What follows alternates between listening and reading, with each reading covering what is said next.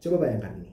Saya akan kasih kalian waktu selama 10 detik untuk fokus, diam, dan nikmati sekitar Anda. Apakah Anda bisa? Let's go. Kita coba. Saya akan mulai dalam waktu 1, 2, 3.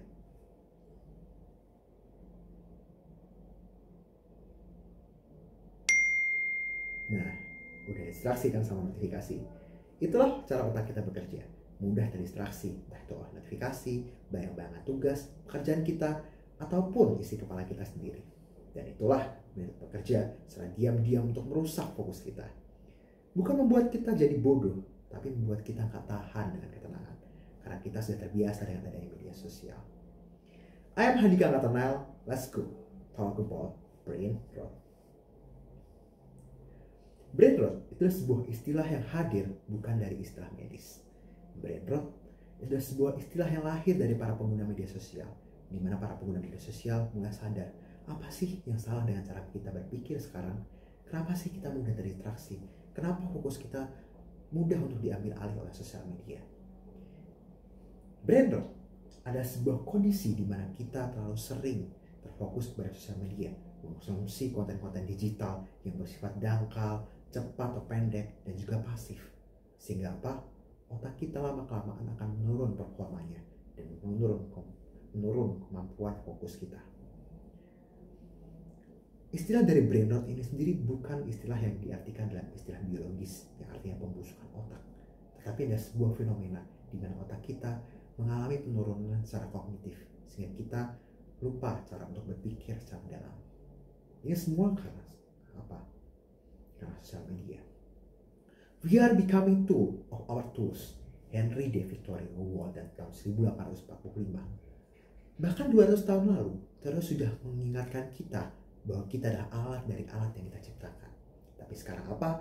Kita tidak hanya menjadi alat, kita menjadi korban dari alat yang kita ciptakan yang bernama sosial media.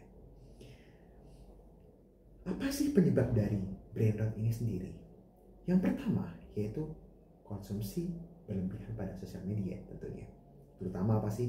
Terutama itu konten-konten yang cepat atau memiliki durasi pendek seperti TikTok, Reels. Dan ini apa?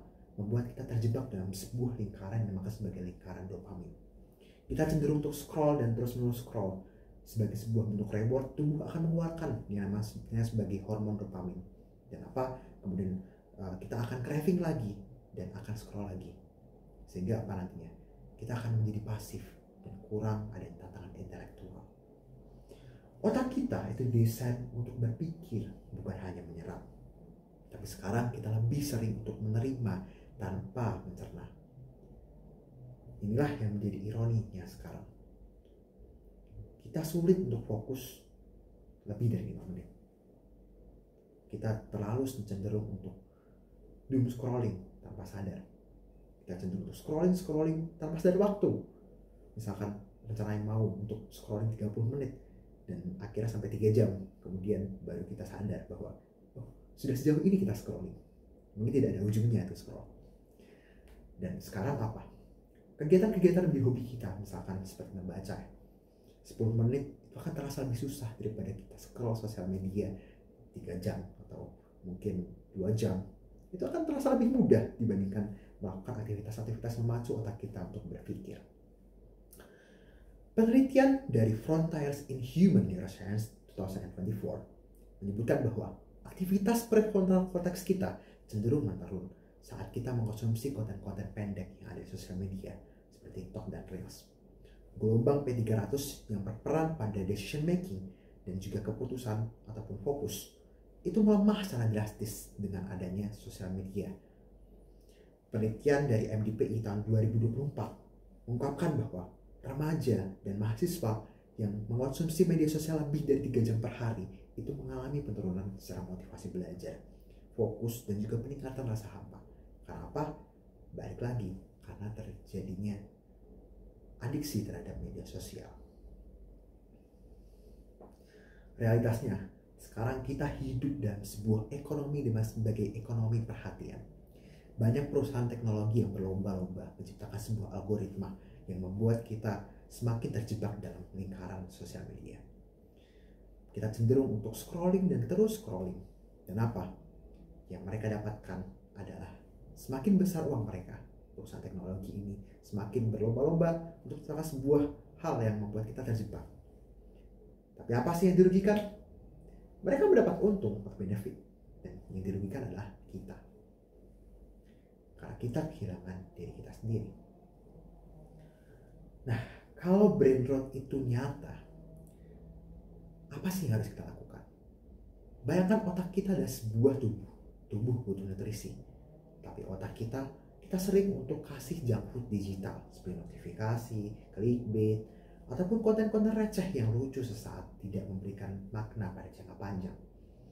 Otak kita butuh gizi, tapi bukan dari like, views, ataupun konten-konten pendek yang bahkan kalau misalkan kita konsumsi, kita akan lupa dalam hitungan waktu jam, hari, dan itu menjadi fakta. Kita akan lupa dengan konten-konten tersebut.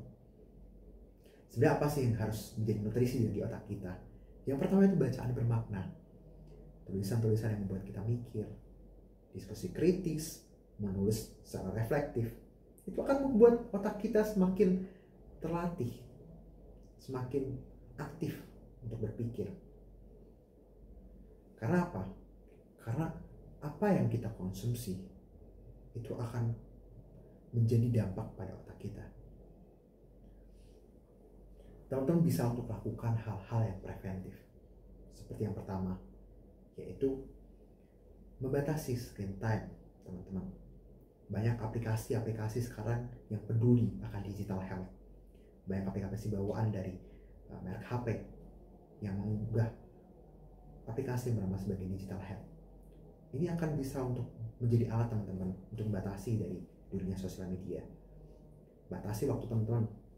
Teman-teman misalkan membutuhkan waktu 30 menit untuk sosial media. Ya sudah, setelah kemudian limit, teman-teman bisa untuk kembali ke dunia nyata, feel alive. Ganti waktu teman-teman untuk kegiatan-kegiatan yang mengaktifkan kembali otak teman-teman. Cukup dalam beberapa waktu untuk mengkonsumsi media sosial dan kemudian kembali kepada hobi teman-teman. Kembali. Saya percaya bahwa di sini banyak teman-teman yang memiliki hobi. Setiap orang pasti memiliki hobi dan talenta masing-masing.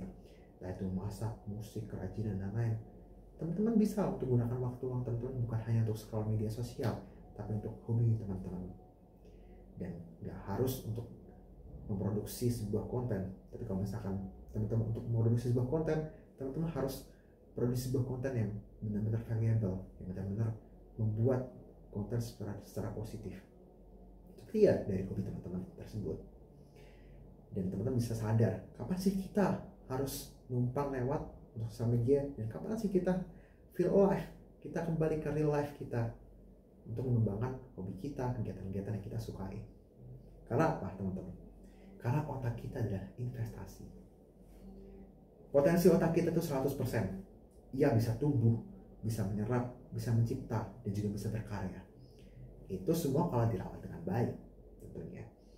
Dan nantinya kita akan bisa mempunyai 10 tahun lebih masa kognitif yang tajam, memiliki tingkat fokus yang tinggi, daya ingat yang tinggi, kreativitas tinggi, dan semuanya itu akan berefek kepada kehidupan teman-teman. Dan tampaknya nanti 50% teman-teman akan memiliki hidup yang lebih bermakna, lebih bahagia, karena otak kita sehat, lebih jernih, lebih bermakna, dan puas terhadap apa yang kita lakukan. Brain rot merupakan sebuah fenomena di mana fenomena ini lahir dari perkembangan teknologi. Brain rot itulah sebuah fenomena yang sekarang menjadi perhatian fokus pada sebuah perkembangan dari media sosial. Dan apa? Dunia ini tidak butuh akan penonton pasif. Dunia ini butuh pemikir aktif. Brain rot tidak datang seperti badai. Brain rot datang secara diam-diam. Setiap detik saat kita tidak memilih, kita akan terjerumus. Dan setiap detik teman-teman bisa memilih. Jangan biarkan notifikasi mengambil alih fokus teman-teman. Jangan biarkan media sosial menjebak teman-teman dalam lingkaran algoritma teknologi. Hari ini, mari teman-teman kita ambil kendali self control kita. Kita ambil lagi kembali self awareness kita. Otak kita itu butuh untuk dilatih, bukan untuk dibuang. Dan pelan-pelan kita akan fokus kembali kepada kehidupan nyata kita.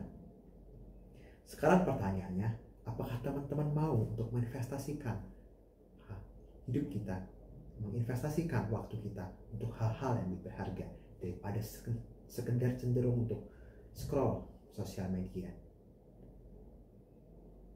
Apakah teman-teman berani? Let's go. Semua adalah keputusan teman-teman.